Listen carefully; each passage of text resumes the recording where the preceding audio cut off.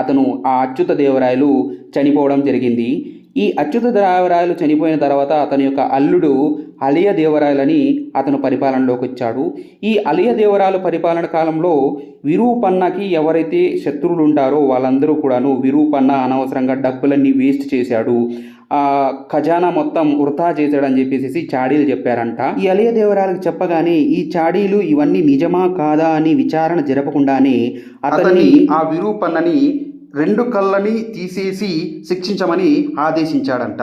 ఆ ఆదేశాల మేరకు నన్ను మీరు శిక్షించకండి, నేనే నా కళ్ళు తీసుకొని ఈ గోడకేస్తాను, ఈ స్వామికి వీరభద్రేంద్ర స్వామికి నేను అర్పిస్తాను అని చెప్పేసి 2 కళ్ళు తీసేసి ఆ గోడకేసాడంట. అంటే దేవాలయం యొక్క గోడకేసాడంట.